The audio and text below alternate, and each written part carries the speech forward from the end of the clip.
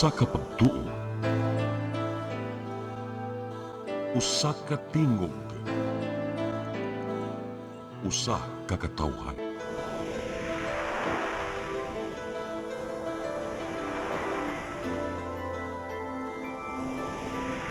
Cebu Catholic Television Network.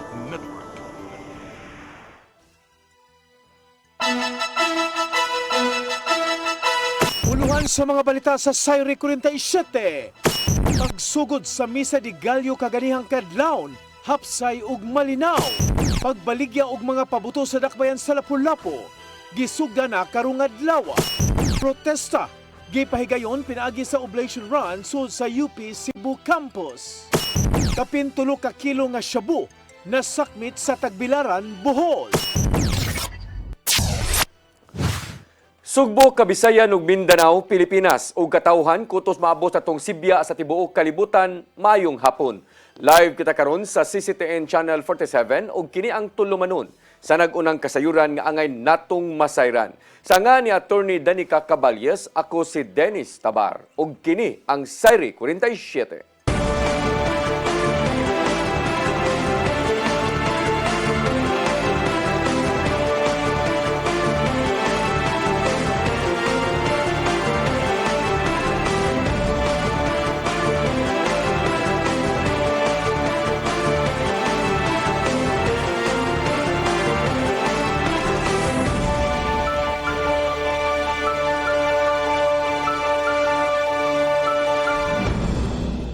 Og karon sa kompletong detalye sa atong mga balita, kapulisan sa siyudad sa Sugbo mihulagway nga malinawon og hapsay ang unang adlaw sa Misa de Gallo kaganinang kadlawon. Wa sila nakatala o gabisan unsang krimen sud og gawas sa simbahang Katoliko. Ang kasayuran ihatod ni Arnold Bustamante. Kapulisan sa siyudad sa Sugbo wala makatalag krimen atol sa unang adlaw sa Misa de Gallo. Mato ni Police Lieutenant Colonel Jose Los Baños, ang Information Officer sa Cebu City Police Office, nga hapsay ug malinawon dra ang maong relihiyosong kalihukan sa simbahang Katoliko. Usa sa mga rason niini sigon ni Los Baños mao ang daghang presensya sa mga pulis diha sa kadalanan ug sa gawas sa simbahan. Alas 3 pa lang sa buntag gipakatap na ang dulan sa 600 ka mga pulis uban sa mga force multipliers o mga ahensyas gobyerno nga mitabang sa pagbantay sa kahusay kalinaw. Because of the assessment sa unang adlaw sa Misa de Gallo na to, so far peaceful naman ang pagpahigayon. Ilabagan sa ato ang mga pulis na nakadeploy sa mga respective na simbahan na to sa Cebu City. Wala rin mga reported na mga untoward incidents, sir? This morning, wala may na-receive na untoward incident sa ipagayon na Misa de Gallo. Nakita hinaw ni Los Baños nga iguraag ang mga pulis nga gipakatap sa mga simbahan ug wala na sila'y rason nga mag-adjust sila sa ilang deployment. Apan matag kadlawon kung doon makita nga lapses, mamahimo nga muhimo sila ug adjustment aron nga makurhian ang ilang sayop. Tanang gamit sa kapulisan sa siyudad sa Sugbo ang ilang gigamit sama sa sakinan, motorsiklo ug ang ilang drone pagsiguro kadali sila manutsan sa mga kriminal nga mosakay sa panahon. Same lagi apon, sir. Time to time, i-evaluate na mo ang situation. Maybe so adjustment kung makita na mo kinahanglan gyud mag-adjust. Mila ng sabsila og mga simbahan nga doon daghan nga mga tawo nga nanimba kini mao ang Cebu Metropolitan Cathedral, Basilica Minor del Santo Niño, Santo Rosario ug ang Capitol Parish. Ang mao nga mga simbahan doon gipangmontar nga mga police assistance desk aron maiduulon kung doon problema nga motumaw sa mga manimbahay. Magpadayon ang alert status sa kapulisan sa Region 7 hangtod na sa paghuban sa pagsugat sa bagong tuig. Ang Bustamante, CCTN News. Unang adlaw sa Misa de Gallo gidagsa sa mga manimbahay sa managlahing simbahan dinhi sa Sugbo. Giawhag ni Mayor Nestor Archibal ang mga katawhan nga mudangop dayon sa mga otoridad kun kini nakawatan man. Ang kasayuran ihatod ni Gian Navarro. Sama sa gilauman, napuno gyud ang mga simbahan sa Sugbo ato sa unang adlaw sa Misa de Gallo. Sa Cebu Metropolitan Cathedral pa lang, nagka-standby na ang mga sakop sa kapulisan aron pahugdan ang seguridad sa palibot. Samtang nagbahas-bahas sa daan ang mga traffic enforcers ug ubang volunteers aron makaagi ang mga sakyanan ug mga tao sa gawas. Susamaw sab ang sitwasyon sa palibot sa Basilica Minor del Santo Niño diin puno gyud sa mga manimbahay ang Pilgrim Center. Nahimong malinawon ang pagpahigayon nini gikan sa pagsugod hangtod nga mahuman ang misa. Gipainomduman sa rector nilang si Father Andres Rivera Jr. ang mga Katoliko nga pangitaon ang kahayag nga samausab sa pagpangita sa kamatuoran nga mao si Hesukristo. Amot unta sa Pasko ang kahayag sa Ginoo na ang naa sa atong kasing-kasing. Dili na unta tong mga kapungot, kasuko, pagdumot, o kining atong pagkagarbuso. Kay dili man kalikayan ang pagpunsisok sa mga manimbahay sa nahabiling mga kaadlawon, apil na ang Christmas Eve Mass, gipahimangnuan ni Mayor Nestor Archival ang katawhan nga magbantay sa mga daotang elemento nga mosuri-suri sa palibot. Giawhag sa mayor ang tanan nga modangop dayon sa mga otoridad kung nakawatan man o nalabnihan sa mga mangunguot sa palibot. Hinoon nagmalinawon ra sa kinatibuk-an ang unang adlaw sa Misa de Gallo sa Dakbayan sa Sugbo.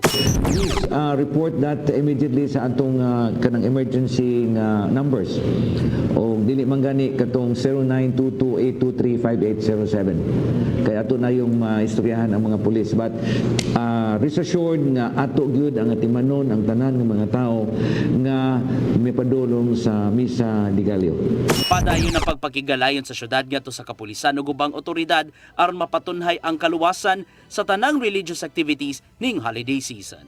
Samtang sa amihan ng Sugbo, gipaymuslan ni Archbishop Alberto Uy ang siyam kaadlaw sa Misa de Gallo. Gisugdan niya kini sa lungsod sa Tabogon nga usa sa mga hilabihang gigo sa magnitude 6.9 nga linog niadtong September 30. Giawhag ni Archbishop Abet ang tanan nga ubanan gyud og sakripisyo ang ipakitang gugma ngadto sa Batang Hesus ug sisig kaingon. Kian Navarro, CCTN News.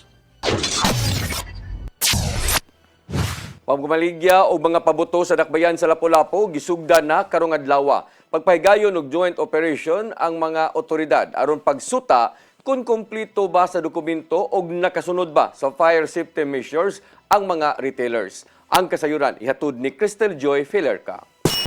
Nagsugod na karong adlaw ang pagpamaligya og firecrackers ug pyrotechnics sa Lapu-Lapu City. Ang designated retailing zones magikan sa iskina kinalumsan sa Barangay Kanhulaw paingon na sa New Tacan Road sa Barangay Babag.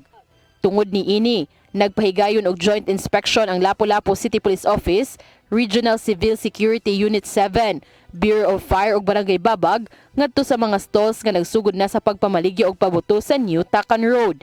Kini aron sa pagsuta kung kompleto sila sa mga dokumento ug kung nakasunod sila sa fire safety measures, kung diin kinahanglan 6 metros ang gilayon sa matag stalls ug kung aduna sila fire extinguisher ug tubig.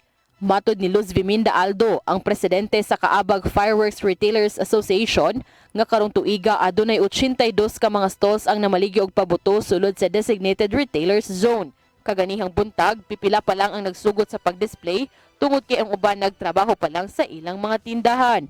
Usa sa nag-display kaganihang buntag mao si Bella Tan, kung diin matod pa niya nga tag 20,000 pesos ng ilang abang sa pwesto karong tuiga ug 5,000 pesos kini nga pagsaka kung itandi sa nilabay nga tuig.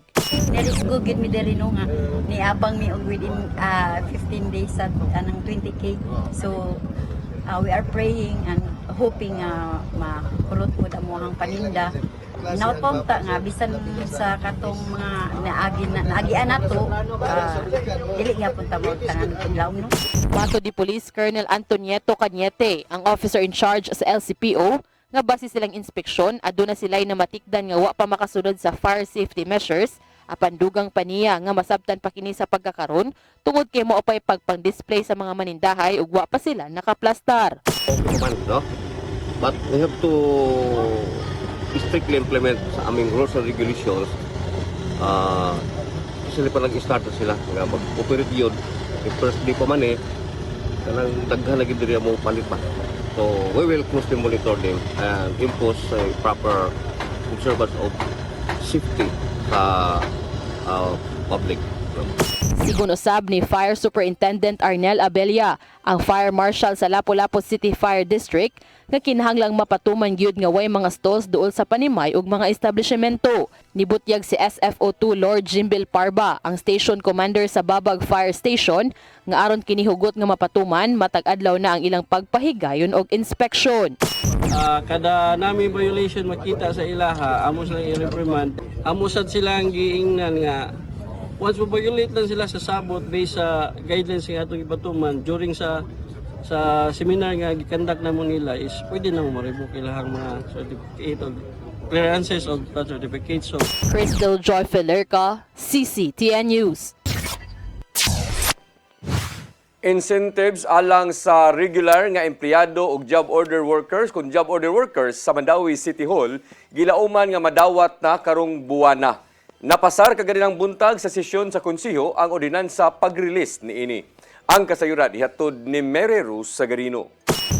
Sa special session sa Konseho sa Syudad sa Mandawi kaganinang buntag, gituki o gipasar ang duha ka ordinansa, ang paghatag sa Service Recognition Incentive sa mga regular nga empleyado sa Mandawi City Hall ng kantidad og 20,000 pesos ug ang gratuity pay alang sa mga contract of service ug job order employees nga moabot sa 4,000 pesos ngadto sa 7,000 pesos magdepende sa gidugayon sa ilang serbisyo. Ang ordinansa pagpatuman sa administrative order ni Presidente Ferdinand Bongbong Marcos Jr., paghatag sa maong mga incentive, pag-ila sa kahago sa mga empleyado sa pagpatuman sa nagkalain-laing programa sa gobyerno o paghatod sa mga serbisyo ngadto sa katawhan. Matud ni Konsehal Joel Seno nga ang budget kuhaon sa General Fund sa Mandawi. Is given recognition to these people as rendered exemplary. Now, with respect to the involvement of the city, it was really the mayor who instructed the appropriate agencies in the local government to fast-track the implementation of the administrative order. Gipaningkamutan nga mahatag ang mga incentive karong buwana.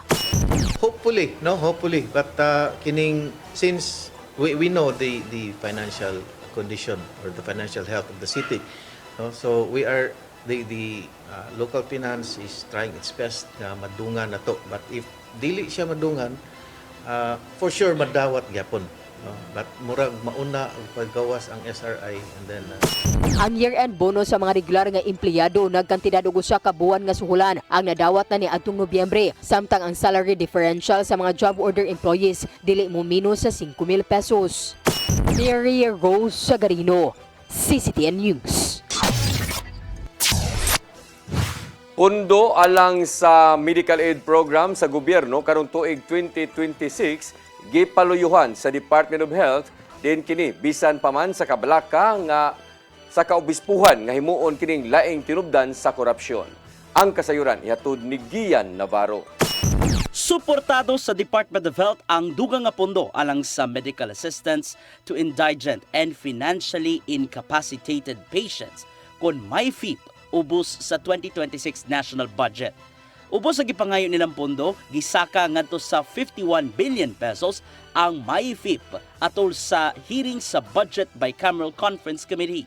Gipasabot ni Secretary Ted Herbosa nga maggamit ang mong pondo sa MyFIP aron mapalapdan ang financial coverage ubos sa Universal Healthcare Act. Ang MyFIP usa ka matang sa programa nga naninguhang abagahon sa gobyerno ang gastuhanan sa pagpaospital ngadto sa mga labing kabus nga pasyente aron mapaymuslan kini magkinahanglan pauna og guarantee letters nga giluwatan gikan sa mga politiko. Hinungdan nga gisaway kini sa mga kritiko sa gobyerno isip laing tinubdan sa grabing korupsyon. Apil sa mga wa nakauyo nini mao ang kaobispuhan sa manalang ni CBCP President Cardinal Pablo Virgilio David. Buot sa kardinal nga moduso og petisyon sa Korte Suprema aron hukman kung konstitusyonal pa ba ang kasamtangang sistema sa MyFIP kubikan kay laing matang naman kini sa pork barrel. Gihimug-atan ni David nga dili kinahanglang maglinya ang mga kabos og maglisod-lisod pa alang sa guarantee letter kay usa kini kamatang sa pamulitika og pang-impluwensya ngadto sa mga pasyente nga halos susama-usab sa gipatumang mga ayuda programs sa gobyerno. Ian Navarro, CCTN News.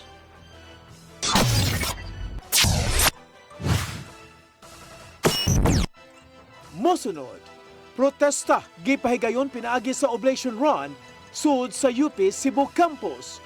Kana og daghan pang mga balita sa pagbalik sa Sayre 47.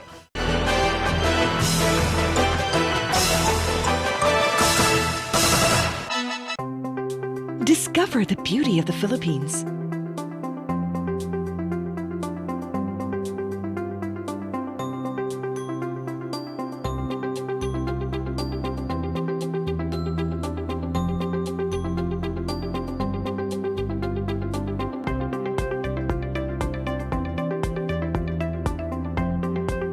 With Philippine Airlines, the country's flag carrier.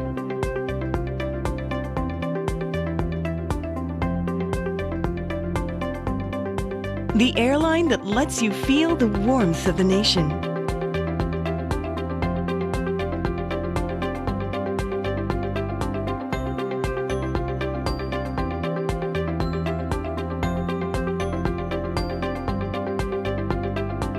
Mabuhay!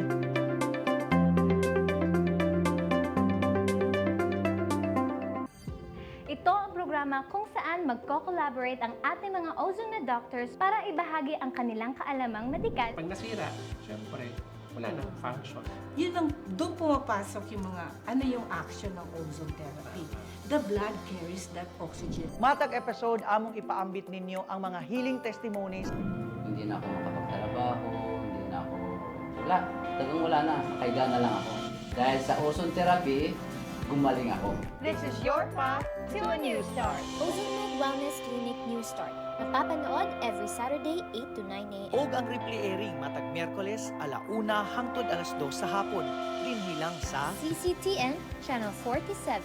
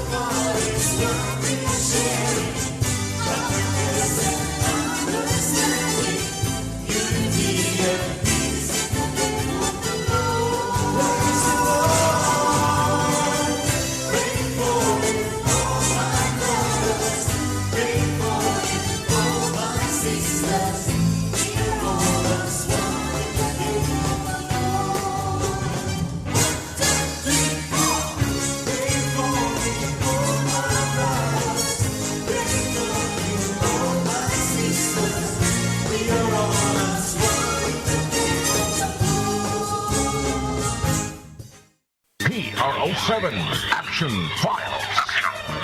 Mga panghitabong naglambikit sa katawan. Gihatagan ng aksyon o kasulbaran sa kapulisan. PRO7 Action Files. Base sa talaan sa Police Regional Office 7. Nakakasong panayong isubay. Haganong katinawan, pinaagid ning maong tulumanon. PRO7 Action Files. Action Files. Atong kaninyo sa Police Regional Office 7 o NTV CCTN.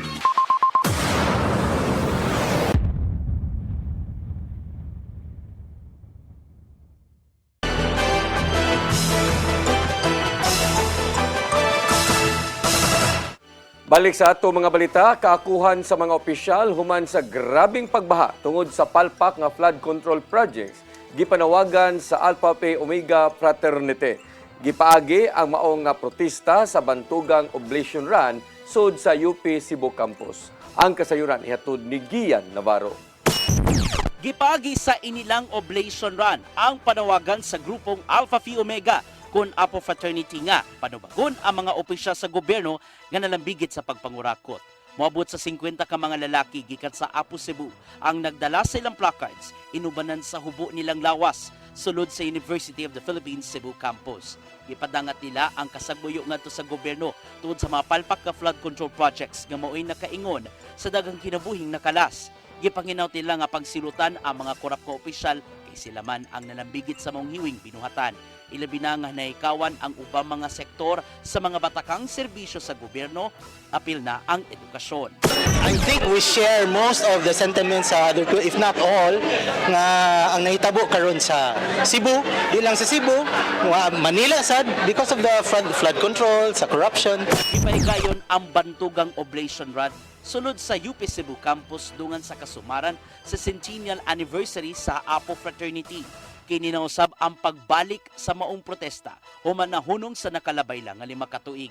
Nasayran nga ang Oblation Run gisugdan sa UP Diliman niadtong 1977 ug gipadayon kini sa ubang campus apil na ang Subo. Maong giawhag sa Apo UP Cebu chapter ang ubang tawo nga inay nga mahugyaw sa ilang mga nakita mas maayong sabton ang kultura isip usa sa ilang advocacy. The people who are watching this or are here, naka-observe, may they take it not as an event or a mockery, but an advocacy because there is a reason behind and there is concerns that we are raising for them to hear and know the voices nga naghilom-hilom.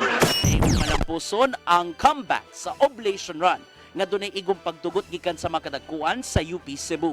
Diango pinuon kini sa ilang chancellor nga si Attorney Leo Malagar isig pagpamatuod nga nabuhi gyud ang gawas ng pagpadangat sa ilang kahingawa sulod sa tunghaan. Pasalamat sa Alpha Phi Omega Fraternity nga ni pabalik ni nga kay gayunan nga ma-express kung unsa ang mga issues nga ron nga kinahanglan like academic freedom, accountability ug uban pa nga mga issue nga dapat natong dadon.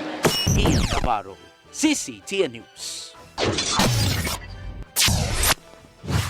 Mga gagmayng negosyo sa nasod gikinahanglan nga maprotektahan. Kini ilabi na sa gihimo nga investigasyon sa Senado gikan sa pagpangabuso sa Letter of Authority sa Bureau of Internal Revenue. Ang kasayuran ihatod ni Randy Gurion. Gi-insistir sa magbabalaod atol sa pagdungog sa Senate Blue Ribbon Committee ang mga reforma batok sa mga hiwing binuhatan nga nakababag sa paglambo sa mga gagmay negosyo sa nasod. Subay niini, gihimugatan ni Senador Bam Aquino ang Micro, Small and Medium Enterprises nga mausab ang nangamahan sa Republic Act No. 10644 o ang Go Negosyo Act. Yung maliliit na negosyante po, sila po yung pinaka natatakot kapag nilalapitan po sila. Sila po yung pinakatakot na takot kapag merong nangongorap po sa kanila. Walang mapuntahan, walang mahinga ng tulong. Itataw ni ini ang kahadlok sa mga gagmay negosyante nga nagatubang og questionabling tax assessments gawas sa nagkadaghang reklamo gikan sa sektor sa patigayon.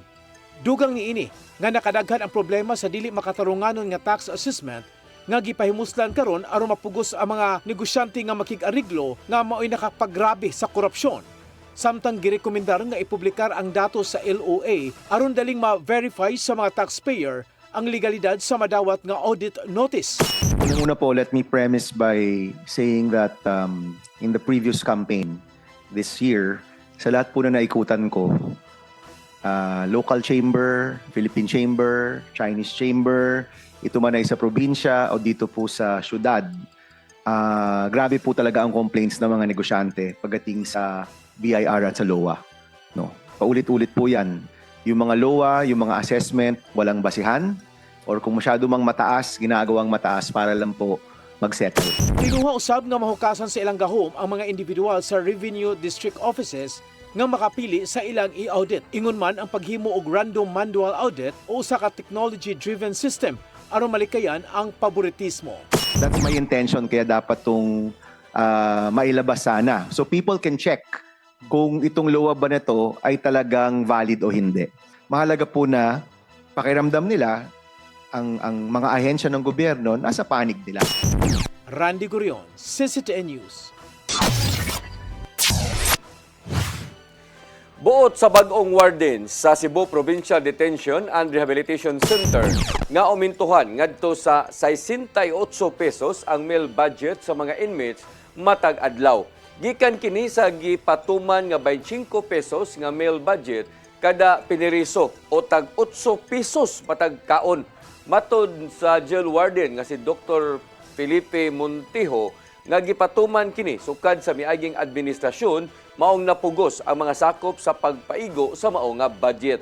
Pinagi sa maong uminto adunay sustansyadong pagkaon ang mga piniriso diha sa CPDRC. Mas ubos ang kasamtangan nga meal budget sa CPDRC gikan sa kasamtangang 70 pesos. Ang gipatuman sa mga silda nga gipadagan kini sa Bureau of Jail Management and Penology. Kinahanglan mo gid siya ang isakan sa para gud mga taon sa maayo ang nutritious nga pagkaon nga itong PDL. Kaysa nasyonal, ang budget sa pagkaon is 70 pesos per day per PDL. Yeah, ang sa tuwa sa karon is 25, so dako kayo ang difference. Konseho sa siyudad sa Mandawi gihuman sa uwahing sesyon alang karong tuiga. Nominado usab ang siyudad sa Local Legislative Awards sa national level. Ang kasayuran ihatod ni Mary Rose Sagarino. Gipahigayon kaganinang buntag ang special session sa Konseho sa siyudad sa Mandawi. Mao kini ang uwahing session sa Konseho karong tuiga ug mobalik sa Enero 5. Gihulagway ni Vice Mayor Glenn Beresede nga malinawon ang konseho subay na sa maayong panag-uban. Matud niini nga nagsuporta ang konseho sa mga maayong programa ug proyekto alang sa kaayuhan sa dakbayan bisan pa nga adunay managlahi nga kampo sa politika. Ang importante gud nga there is a harmonious relationship between sa legislative ug sa executive. Mo importante, that's why ang Mandawi nakita nato nilambo man kay dili man tungod sa politika. Kalimtan, set aside the politics, good. We are working together para sa betterment sa atong city. Mao kini ang usa sa hinungdan nga gitino ni Bersede nga nakatabang sa pagdaog nila sa first place sa 2025 Region 7 Local Legislative Awards ubos sa Highly Urbanized City category pasidungog sa Department of Interior and Local Government kun DILG. Kini nag-ila sa talagsaong performance sa syudad sa paghimo og mga lig-on nga palisiya. Nagpakita sa dakong natampo sa sangguniang panlungsod pinaagi sa mga palisiya ug programa sa pagpalambo sa syudad. Tanan appeal na requirements na codification sa tanan nato mga gipasar diha, ordinance, resolutions, ang all the records gud sa council na mayo kay pagkakuan ba upside bitaw. Isip first place sa Rehiyon 7 ang Mandawi nominado sab alang sa national level sa Local Legislative Awards 2025. Mary Rose Sagarino, CCTN News. Gitahasan sa Provincial Board ang Cebu Provincial Disaster Risk Reduction and Management Office nga i-realign ang pundo pinasubay sa ilang nga mandato. Nakita sa mga bukal nga wa natumong sa ilang nga buluhaton ang 14.5 million pesos niini gikan sa gipangayong pundo mao ang ayan kini nga tangtangon. Nasuta nga gamiton sa PDRRMO ang maong kantidad aron mapanalipdan sa mga katalagman ang kaumahan ug ang kadagatan. Apan gihimug-atan ni Bukal Tining Martinez kinsa mo'y chairman sa Committee on Budget and Appropriations nga angayan kining ibutang sa uban nga mga departamento ang gipangayong pundo. Tungod niini, gitinguha nila ni Martinez nga mahuman ang committee report sa gipangayong 11.9 billion pesos nga budget sa 2026 una pa kini iduso alang sa ikaduhang nga pagbasa sa sunod simana. Gitataw ni Arsobispo Alberto Oy nga dili pagpangatake ang ilang krusada batok sa korupsyon pinagi sa gimugna nila nga koalisyon. Buot ni Oy nga dili musangpot sa destabilisasyon sa gobyerno. Ang panawagan nga panubagon ang mga korap ug mga bag-uhon ang sistema sa liderato. Dugang pa niya nga dili usa ka matang sa vigilantism ang giplano nila nga panawagan nga pangasilutan ang mga korap nga mga opisyal. Gihangyo ni Oy ang mga kauban niya sa Cebu Anti-Corruption Coalition nga tabangan ang uban sa pagasumbong kung adunay hiwi nga binuhatan sa gobyerno. Gikinahanglan nga suportahan ang mga whistleblowers nga makatabang usab sa pagpatigbabaw sa kamatuoran bahin sa dili maayong binuhatan sa usa ka mga opisyal. Lapu-Lapu City Hall gisusi na sa mga sakop sa Bureau of Fire kagahapong adlaw. Kini human nasuta nga wa kini makasunod sa fire safety measures base sa 2024 report sa Commission on Audit. Ang kasayuran ni hatod ni Cristel Joy Filerca. Gi-inspeksyon na sa Bureau of Fire ang City Hall kagahapong adlaw, human masuta nga wa kini nakasunod sa fire safety measures base sa 2024 report sa Commission on Audit ug tungod niini, delikado kini kung adunay sunog. Matod ni Fire Superintendent Arnel Abella, ang District Fire Marshal sa Lapu-Lapu City Fire District, nga ubay-ubay ang ilang nakita nga kuwang sa City Hall ug usa na niini ang sprinkler. Gitataw niyang adunay noon kini mga secondary exits.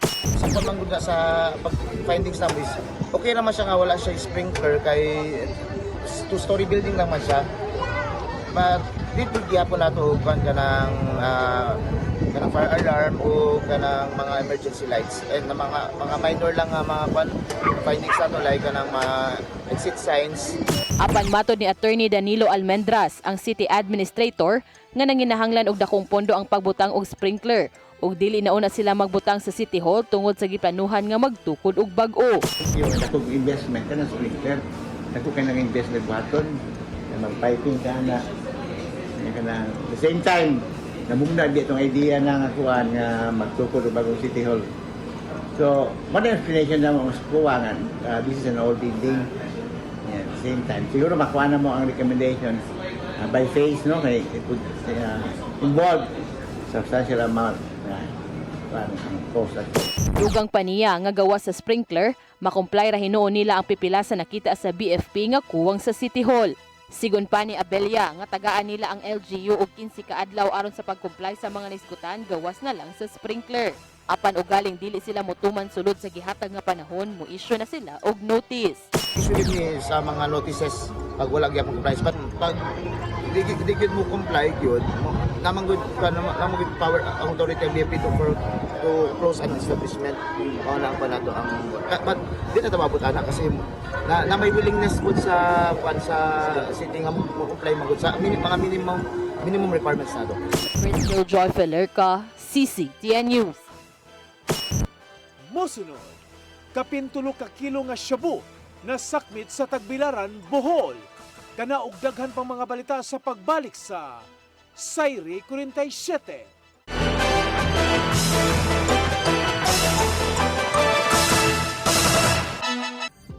Ito ang programa kung saan magko-collaborate ang ating mga ozone na doctors para ibahagi ang kanilang kaalamang medikal. Pag nasira, syempre, wala nang function. Yun ang doon pumapasok yung mga ano yung action ng ozone therapy. The blood carries that oxygen. Matag episode among ipaambit ninyo ang mga healing testimonies. Hindi na ako makapagtrabaho, hindi na ako wala. Talagang wala na, kaiga na lang ako. Dahil sa ozone therapy, gumaling ako. This is your path to a new start. Ozomed Wellness Clinic New Start. Mapapanood every Saturday 8 to 9 a.m. Og ang replay airing matag Miyerkules 1:00 hangtod 2:00 sa hapon. Dinhi lang sa CCTN Channel 47.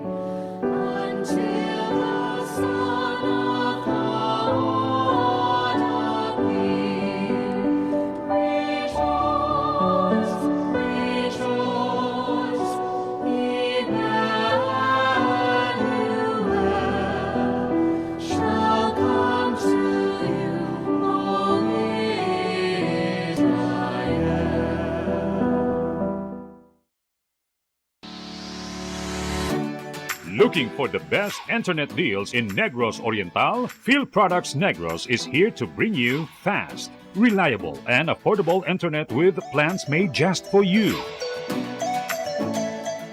For as low as 899 pesos per month, enjoy speeds of 50 Mbps, perfect for streaming, working, or studying from home. Need more speed? No problem. Get 100 Mbps for just 1,199 pesos. 150 Mbps for only 1,499 pesos, or our fastest plan, 400 Mbps for just 2,399 pesos per month. Plus, you can add over 100 cable TV channels to your internet plan for just an additional 100 pesos per month. That's entertainment and lightning fast internet all in one. Enjoy no installation fees and start today with a 1,000 peso customer deposit. Call us now or visit our website to sign up with the Field Products Negros. You get internet that's affordable, reliable, and local. Field Products Negros, bringing you closer, faster. Call us at 0917-631-5240 or visit our website www.fieldproductsnegros.net or our Facebook page, Field Products Dumaguete. Subscribe now.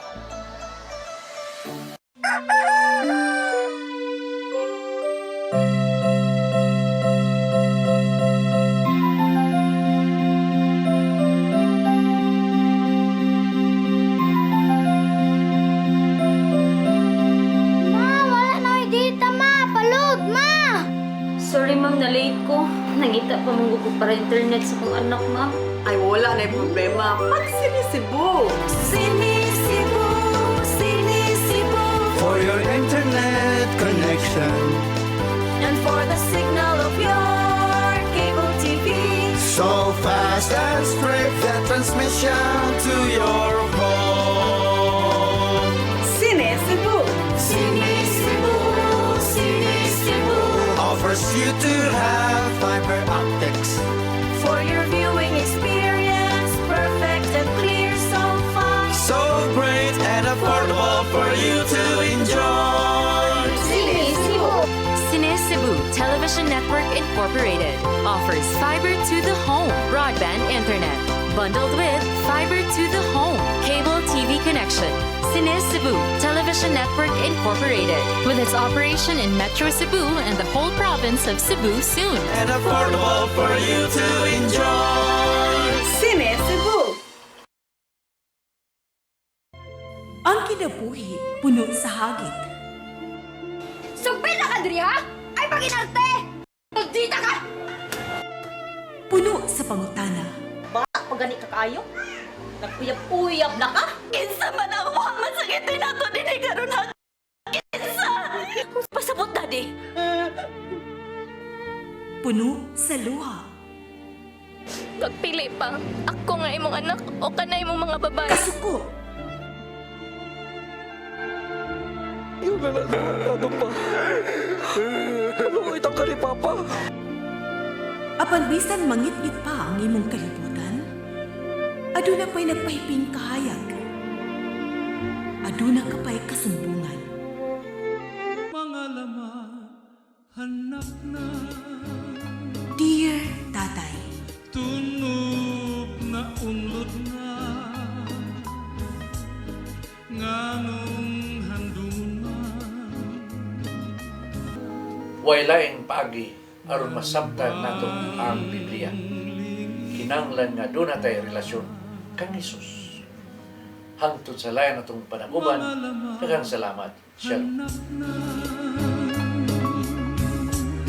Tunog na unlod na.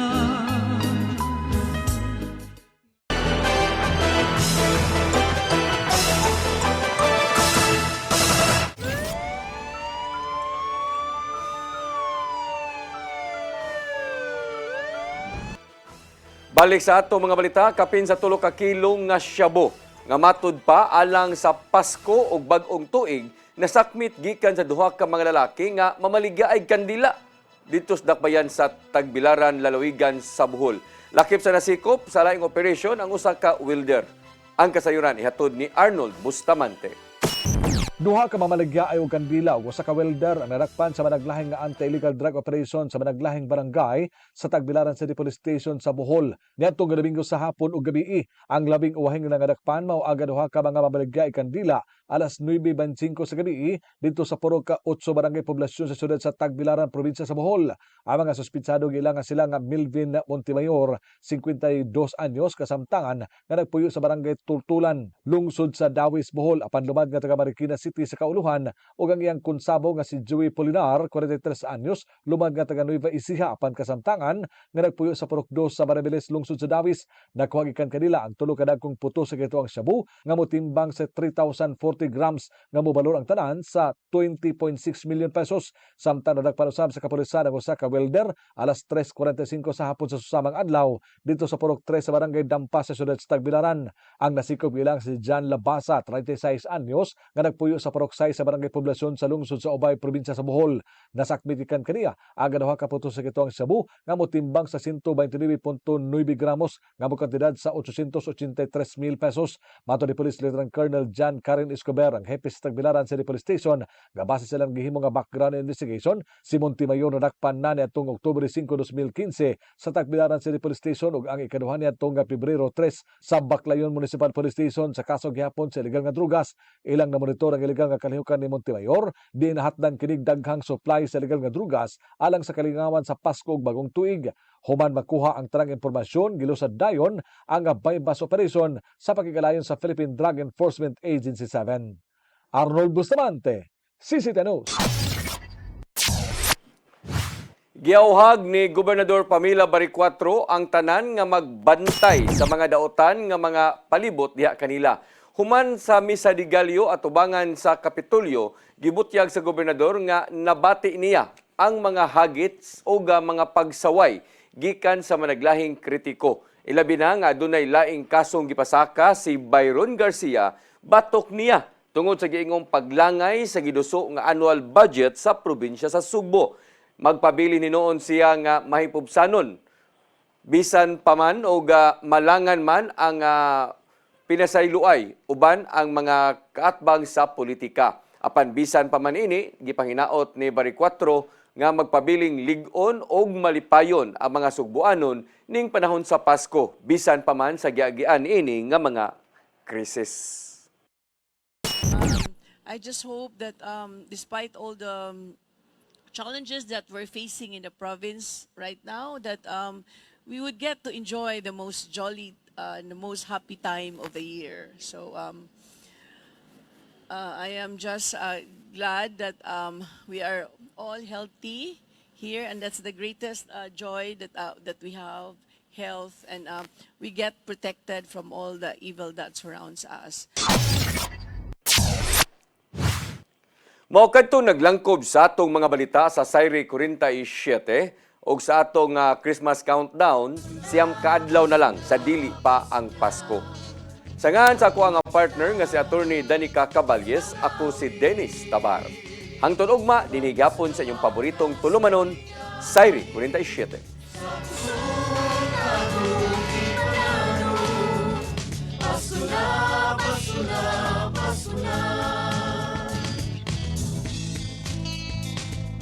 Gugma ang angay na paambi sa iksuntang hubo, gutom sa pagmahal. Kay kaniya mo lang mapatayag kung sa'y kahulugan sa Pasko. Ito sa pasungan nagpakatao ang atong Ginoo.